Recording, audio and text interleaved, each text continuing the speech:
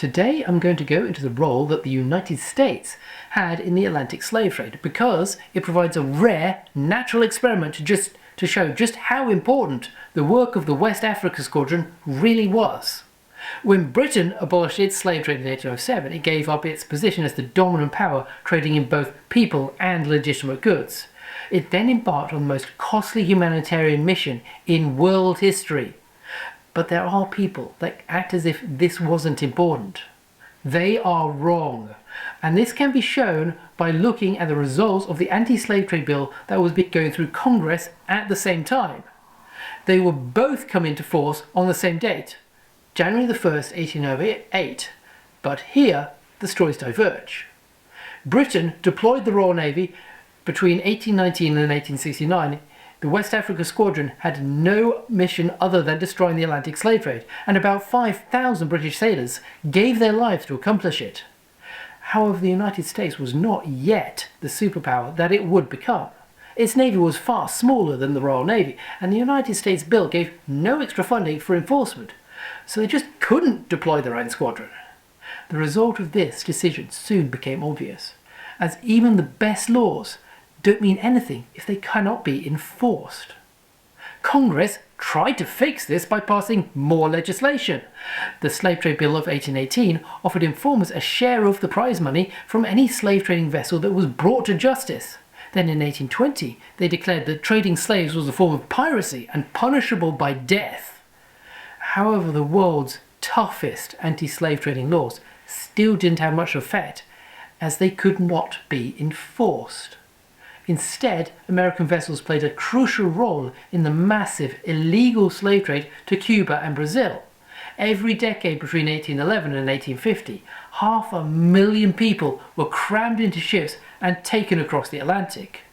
That makes about 2.3 million people between 1811 and 1870, or 20% of the total dragged across the Atlantic, typically in the most appalling conditions.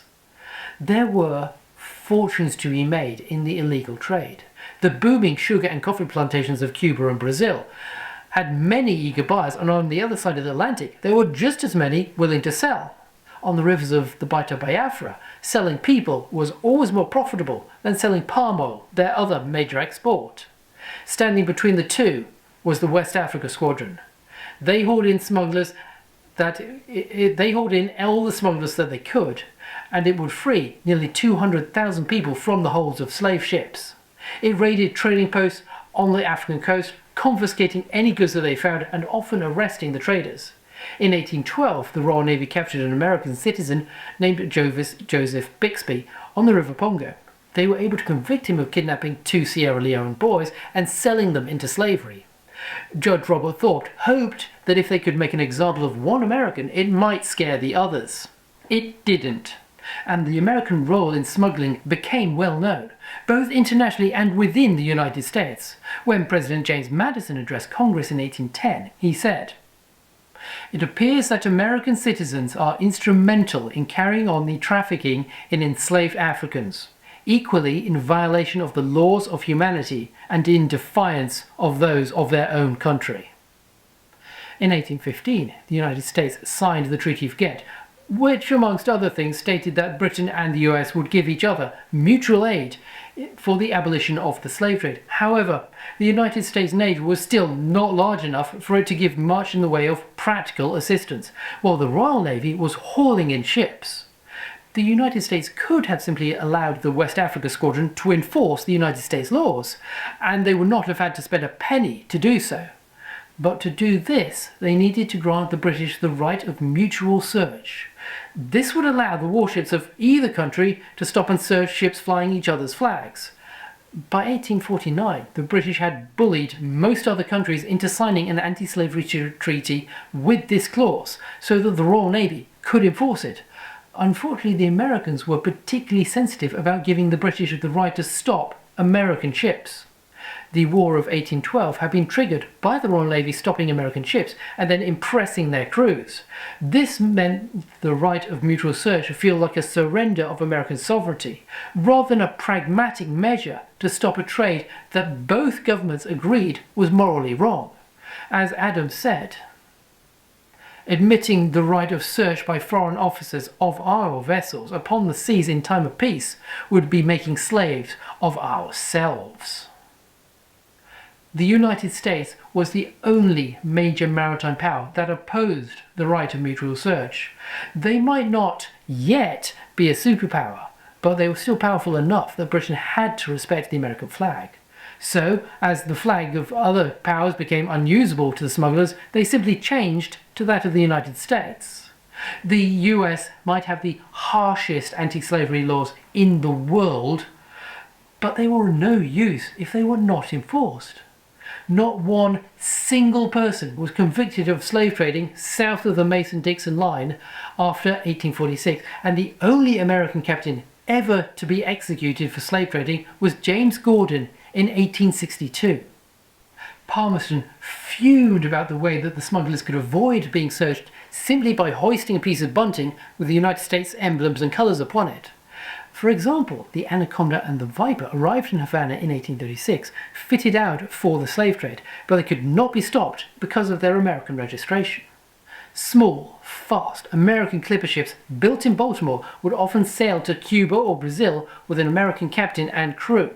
They were sold to Spanish or Portuguese merchants, but the contracts were backdated, so they would only come into effect once they reached the African coast. This meant that they were able to use the American flag for protection on the outward journey, and then use their speed to slip past the patrols British warships as they made their return to South America with their human cargo. The profits were so high that they would sometimes just burn the ship afterwards to get rid of the evidence. In May of 1842, the British became suspicious of a ship called the Illinois, which was heading for Ouida. It was obvious why they were going there. Ouida was the chief port of the Kingdom of Ouida, and is now the home to a monument known as the Door of No Return, which was built in memory of all the people that had passed through the city and into slavery. But because the Illinois flew the American flag, they could not stop her. 3 days later, the Illinois sailed out under the Spanish flag, fully loaded with enslaved Africans. They were spotted by HMS Dolphin, and they tried to hoist their American colours, but as the British captain knew the vessel, he ignored the flag and gave chase anyway. She ran for the coast to escape, and the British chased her until they had run her aground. The Illinois would probably have been heading for either Brazil or Cuba. The British abolition in 1807 appears as only a minor blip in the steady and often escalating supply of enslaved Africans to Cuba. Cuba was the major destination, accounting for 15% or a third, well, between 15% and a third of all the slave ships that left Africa. Half of the slave ships employed in this trade, while registered to either Spaniards or Portuguese, were in fact American. In 1839, an article in the American press said that of the 177 slave ships arriving in Cuba, 5/6 were owned by Americans or were fitted out in American ports. They were drawn by the enormous profits available. One New York firm had received $240,000 for its share in the traffic, and this was in uninflated 1839 dollars. Affairs like the pursuit of the Illinois led to meetings between British and American diplomats, which must have given both of them a feeling of déjà vu. The British would present their American counterparts with reams of documentation that slavers were abusing the US flag. The Americans would make a show of investigating the claims, but then do nothing about it. Then the British would demand yet more meetings when they had new evidence arrived. On June 12, 1839, HMS Buzzard brought some of this evidence directly to New York Harbour. The brig Eagle and the schooner Clara. They made sure that reporters were able to get on board and published everything that they saw. But even this still wasn't enough to persuade Congress to grant the right of mutual search.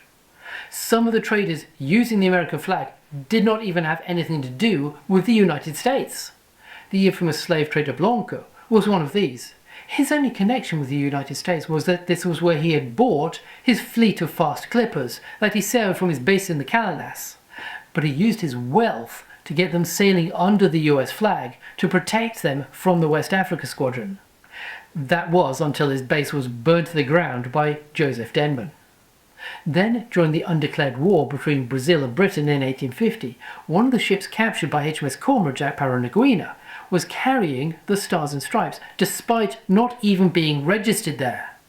This is not to say that everybody in the US was happy with the situation. Not even the crew of the last ship bringing slaves to the United States. They mutinied against their captain, twice. But as there were still a lot of powerful people making a lot of money, the trade continued. It was these shadowy forces that stopped the good work being done by the USS Grampus. In 1840, she was patrolling the West African coast. Her captain came to an unofficial understanding with the captain of the HMS Wolverine of the West African Squadron. They agreed that the ships of their respective squadrons would investigate every vessel, even those flying the American flag. Any slave traders they found would be handed over to whichever squadron had the legal right to prosecute them. Unfortunately, the wrong people in Washington heard about this ad hoc arrangement and put a stop to it after only a year. The Webster-Ashburton Treaty of 1842 changed this, and in 1843 the US Navy deployed ships to work with the British. But even then, securing rights to legitimate trade was given priority over stopping the illegal one. At the same time, the United States expansion had started to upset the delicate balance between slave and free states within Congress. They clashed over whether the territory seized from Mexico in 1846 would join the Union as a free or slave state. Then, a delicate compromise had to be reached in 1850 to allow the entry of California as a free state. But with the balance between free and slave states within Congress now gone, the Democrats started eyeing up other territories that they could take in order to restore it. They were looking at Hawaii, a large slice of northern Mexico, or the Dominican Republic. But what they really wanted was Cuba, with its large population. It would be easy to make an argument for Cuba to become 2 states and therefore provide 4 senators who would be in favour of slavery. 2 filibustering expeditions were sent to try and secure it, but they both failed. It was the subsequent secessionist crisis and the subsequent American Civil War which provided the final bloody answer to the question about the United States' true position on the slave trade. President Abraham Lincoln issued his Emancipation Proclamation in 1862. Then, in December of 1863, Congress proposed a constitutional amendment to abolish slavery, which passed the Senate in 1864 and the House in 1865. In 1862, Lincoln also signed the Lyons-Seaward Treaty. This finally granted the West African Squadron the right of mutual search. With a stroke of his pen, Lincoln had ended the slave trade not just in the USA, but also to Cuba, and by 1867 the entire Atlantic slave trade had come to an end. If you like this little talk, then please give a like to it, as that will get the algorithm to show it to more people. And next time I'm going to take a little break from the heat of the tropics with a ghost story for Halloween to chill your bones.